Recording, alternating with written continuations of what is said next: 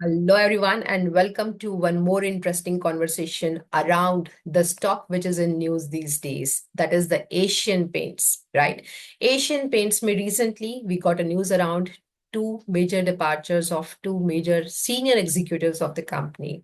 Company के stock ने अपना 52-week low को touch किया. Apart from that, when we look to the news across in the various channel, Asian Paints share price at 4-year low. Can it make a comeback in the year 2025? काफी सारे stock holders, काफी सारे investors, traders काफी optimistic हैं कि इस stock की price में 18% का पोटेंशियल तो दिखता ही दिखता है. But it's a stock market, so whether the market is testing our psychology or we are testing the market, a big question right away. So let's get into the technicals of the company because काफी interesting stock movement prices यहाँ पर देखने को मिलते हैं. तो समझने की कोशिश करें कि टेक्निकल्स कंपनी के क्या कह रहे हैं. अगर मैं हाफ ईयरली के बेसिस पे इस स्टॉक के चार्ट्स को देखती हूँ तो दो लास्ट टू हाफ ईयरलीज लाइक में इस स्टॉक की प्राइसेस में दो हाफ ईयरली मतलब पूरे एक साल के अंदर अच्छा खासा डिप लगा लिया है. मतलब प्राइस अपने ऑलमोस्ट 52-वीक हाई से जब यहाँ से चली थी तो 3396 के लेवल से आज 2279 आ गई है. ऑलमोस्ट इतना बड़ा करेक्शन स्टॉक की प्राइसेस में पिछले 2 6 6 महीने मतलब साल भर में हो गया है. अब अगर मैं इस स्टॉक को क्वार्टरली बेसिस पे देखूं तो क्या लगता है?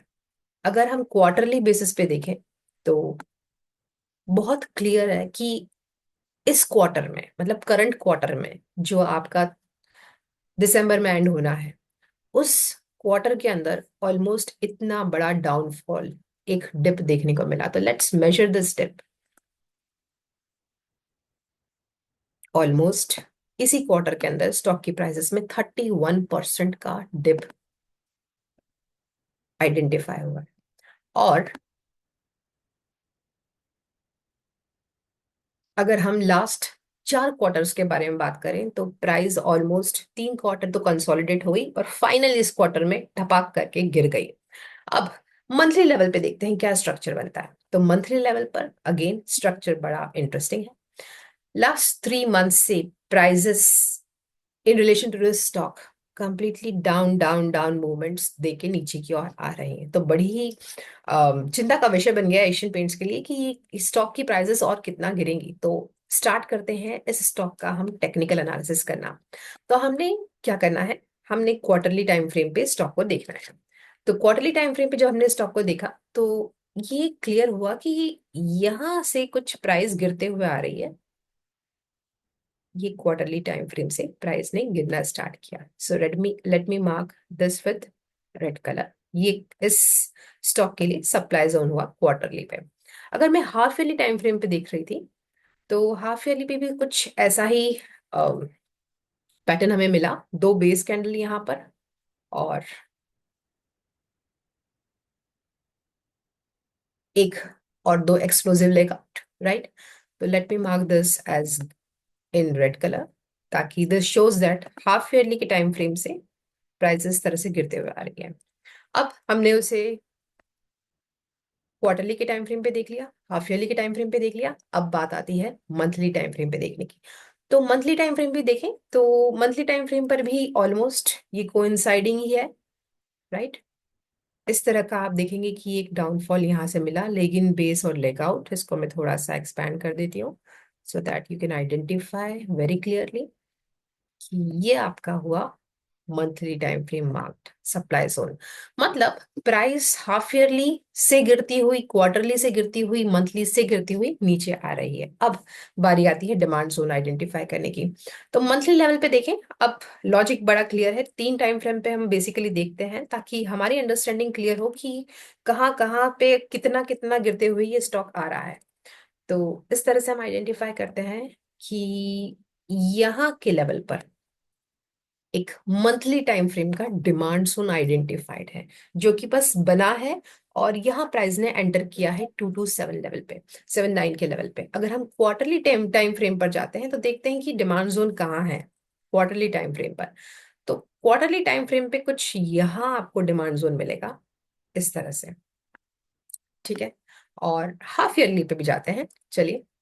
तो अगर हाफ ईयरली पे हम इसको इवेल्युएट करते हैं तो इस तरह से हमें एक डिमांड जोन मिलता है हाफ ईयरली के लेवल पे, जो कि काफी नीचे का लेवल है।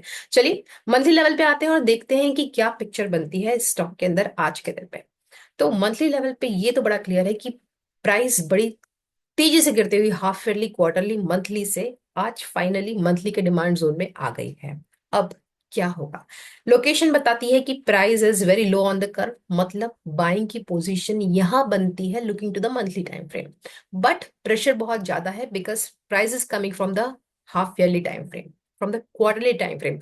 अब देखना है कि यहाँ पर कितना दम है इस पोजीशन को होल्ड करने का, कि क्या यहाँ से और डाउनफॉल हो सकता है। There are chances because no one can predict the market, right. तो मंथली पे, मंथली लेवल पे हाँ एक सपोर्ट यहाँ मिलता है कि ठीक है, यहाँ से प्राइस अगर हुआ तो एक अप मूव ले सकती है, बट हाँ चांसेस हैं कि गिर भी जाए, बिकॉज अगर इस स्टॉक के हम क्वार्टरली टाइम फ्रेम को देखें और हाफ ईयरली को देखें तो वो थोड़े नीचे के लेवल पे है। ठीक है, अब आगे बढ़ते हैं। तो लोकेशन तो हमने मार्क कर ली कि आज की तारीख में लोकेशन में प्राइस आके बैठ गई है, बट वीकली लेवल पर अगर हम देखें, लो वीकली लेवल पे क्या लगता है? वीकली लेवल पे देखिए साहब, ये आपका सिंपल मूविंग एवरेज है जो एक डाउन ट्रेंड बता रहा है। वीकली लेवल पे देखिए तो लास्ट 2 3 4 हफ्तों से तबीयत से प्राइस गिरते हुए नीचे आ रही है, और साथ है इसका जो EMA 20 है उसने उसे दबा के रखा है, स्क्विज करके रखा है। अब थोड़ा मुश्किल यहाँ पर सिचुएशन दिख रही है। तो ट्रेंड तो बता रही है, ट्रेंड एकदम डाउन साइड आ गई है। अब जब ट्रेंड डाउन होता है मार्केट में तो बाइंग की अपॉर्चुनिटी को क्रैक करना काफी ट्रिकी है, क्योंकि चांसेस हो सकते हैं कि यहां से भी आपको स्टॉप लॉस हो जाए। चलिए आगे बढ़ते हैं। वीकली पे हमने ट्रेंड आइडेंटिफाई कर लिया, वीकली पे ट्रेंड यहाँ पर डाउन साइड है, बाइंग की पोजीशन तो नहीं बनती एज पर रूल, बट काफी सारे लोगों ने पोजीशंस क्रिएट कर ली हैं। और जरा देखें कि अब इनका एग्जीक्यूशन कहाँ बनता है। तो एग्जीक्यूशन मार्क करने के लिए हमें जाना है डेली टाइम फ्रेम पे, और डेली टाइम फ्रेम पे जाने के बाद में हम इस चार्ट को देखते हैं जरा नजदीक से। तो देखेंगे कि डेली टाइम फ्रेम पे तो बड़ा कोई गंदा सा पैटर्न बन रहा है, बार बार प्राइस गिरते हुए आ रही है। और डेली टाइम फ्रेम पे मार्किंग करने के लिए हमें देखना है मंथली टाइम फ्रेम पे सपोर्ट कहाँ है। तो मंथली टाइम फ्रेम पे सपोर्ट है 2279 के नीचे के लेवल पे। तो चला देखते हैं कि एंट्री कहाँ मार्क की जा सकती है इसके अंदर। अब let me zoom this.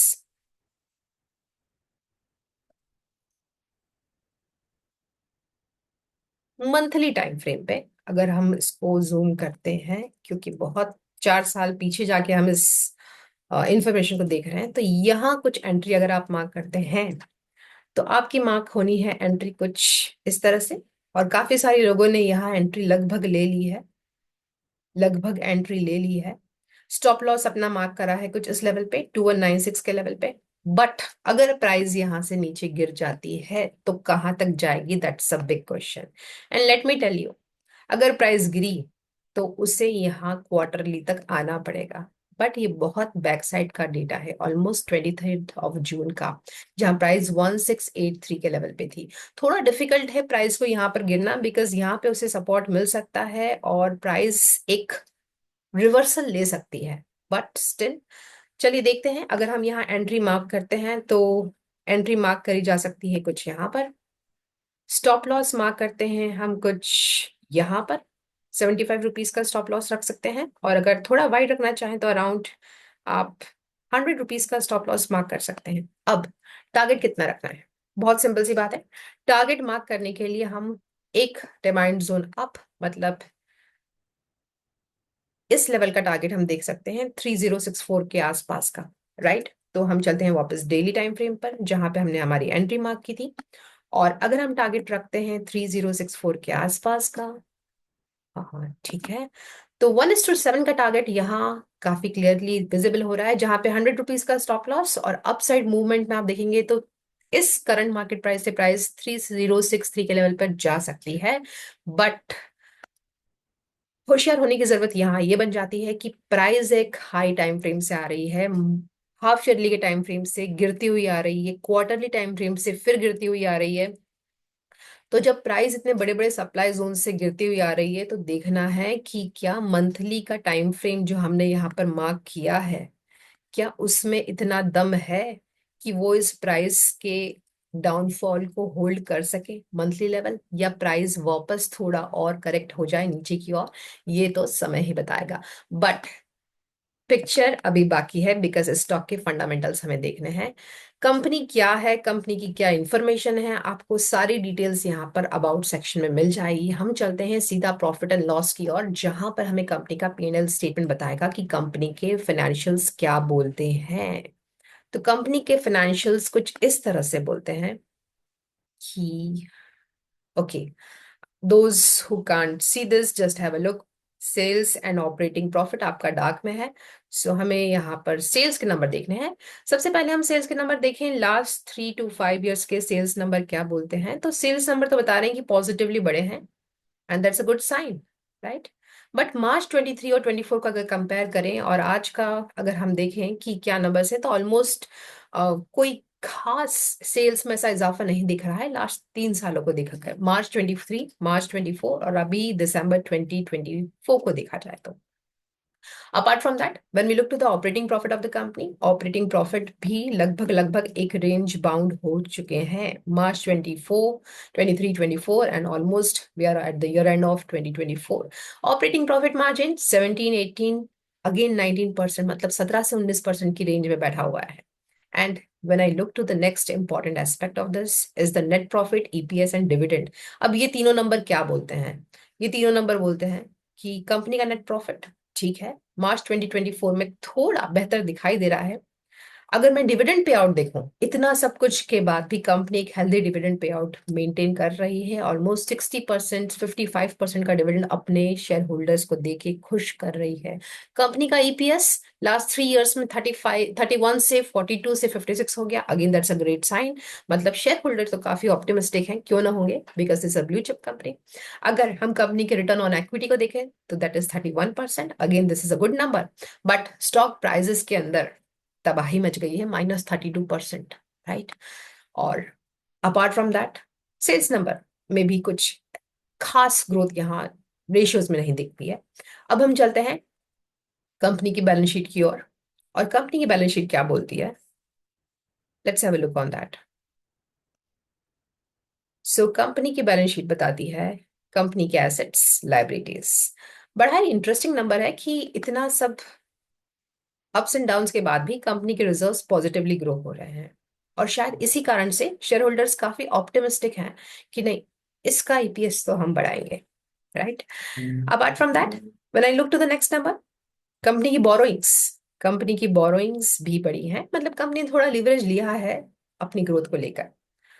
Apart from that, when I look to the fixed assets and investment, these two numbers are very important, very crucial to read the balances of the company. Investments, fixed assets को लेकर देखा जाए तो इस fixed assets में, company के fixed assets में अच्छा ग्रोथ देखने को मिल रहा है लास्ट 2 years से। और अगर अदर इन्वेस्टमेंट की बात की जाए तो हाँ, ठीक ठाक से अदर इन्वेस्टमेंट भी दिख रहे हैं। तो ओवरऑल कंपनी की बैलेंस शीट ये बता रही है कि ठीक है, हम एक बैलेंस बनाते हुए चल रहे हैं अपनी एसेट्स और लाइबिलिटीज के बीच में। बट कंपनी के रिजर्व्स पॉजिटिव हैं, कंपनी के फिक्स एसेट्स पॉजिटिव हैं और ग्रो कर रहे हैं। बट इससे ज्यादा कोई क्लू यहाँ नहीं मिल रहा है। कंपनी की कैश फ्लो स्टेटमेंट को देखें तो 3 मेजर एक्टिविटीज, ऑपरेटिंग, इन्वेस्टिंग और फाइनेंसिंग एक्टिविटीज। ऑपरेटिंग प्रॉफिट 2023 में अच्छा खासा पॉजिटिव है, and that's a good sign, great sign. 23 and 24 की अगर हम बात करें, अपार्ट फ्रॉम दैट, जब हम cash flow from investing activities को देखते हैं और फाइनेंसिंग एक्टिविटीज को देखते हैं तो हमें एक नेगेटिव नंबर मिलता है। मीन्स कंपनी ने कैश को यूज किया है इन्वेस्टमेंट के लिए और अपने फाइनेंसेस को अरेंज करने के लिए, सॉरी, पे आउट करने के लिए। So again that's a good sign कि हाँ, company is doing great and at the end the net cash flow is positive. So company is again a cash rich company, that's a good sign. Now when we talk about the other ratios of the company, let's have a look on that. When we talk about the other ratios, company के working capital management से related ratios सभी के सभी positive हैं और almost एक range में हैं, again which is a good sign. When we talk about the peer comparison, तो peer comparison में आप देखेंगे कि सब बड़े बड़े दिग्गजों से इनका कंपैरिजन है। बट इंटरेस्टिंग बात यह है कि जो मीडियन पीई है, मार्केट पीई है, इंडस्ट्री पीई है और एशियन पेंट का पीई आज लगभग लगभग एक ही रेंज में है, 46.5 46.01 के आसपास। सो आई थिंक इस स्टॉक में इसलिए हमें काफी अच्छा वॉल्यूम देखने को मिल रहा है। Apart from that, when we talk about the return on capital employed and return on equity of the company, company का रिटर्न ऑन कैपिटल एम्प्लॉयड और रिटर्न ऑन इक्विटी दोनों स्ट्रांग है। जितना ही दोनों रेशियो स्ट्रांग, उतने ही पॉजिटिविटी हम stock में देख सकते हैं, उसकी प्राइजेस को लेकर देख सकते हैं। बट ऐसा नहीं हुआ। ओवरऑल एक्सपेक्टेशंस तो काफी पॉजिटिव है शेयर होल्डर्स की, बट फ्री फॉल हो रहा है जो किसी के कंट्रोल में नहीं है। तो return on capital employed is good, very strong. Return on equity is very strong, मतलब फंडामेंटली कंपनी काफी स्ट्रांग है। कंपनी का डेट इक्विटी रेशियो ऑलमोस्ट 0.14, मतलब बहुत बहुत मिनिमल है। कंपनी का इंटरेस्ट कवरेज रेशियो देखें तो वो भी काफी डिसेंट है as compare to the median of the peers, right. तो इस तरह से बताता है कि कंपनी के फंडामेंटल्स तो काफी स्ट्रांग हैं। अपार्ट फ्रॉम दैट, कंपनी का market capitalization again it's very strong. So company के फंडामेंटल्स, कंपनी के पी, कंपनी का मार्केट कैप कहता है कि ये कंपनी तो फंडामेंटली काफी स्ट्रांग लगती है। Apart from that, current market price इस स्टॉक की कुछ इस तरह से चल रही है और उसकी बुक में वैल्यू केवल 188 रुपए है। एंड जब ऐसा वेरिएशन हम बुक वैल्यू और करंट प्राइसेस में देखेंगे तो हमें पता चलना ही है कि कंपनी का स्टॉक ओवर प्राइस्ड है, and that is something. Stock is trading at 12.1 times of its book value, and that's why we can see a good correction, isn't it? So this is the complete fundamental analysis of Asian Paints, and I hope you have get great insights with regard to the fundamentals and technicals of the company. Do comment in the box given mentioned here. What are your key takeaway from this Asian Paints Limited stock, and what are you looking forward for? आपको क्या लगता है 2025 में क्या ये stock एक positive move लेगा, या this stock has to face some more hardship? So do let me know, and do let me know in the comment box कौन सा अगला स्टॉक आप एनालाइज करना चाहेंगे, समझना चाहेंगे, so that I can bring that value for you. Thank you so much for watching in. Thank you. Bye bye.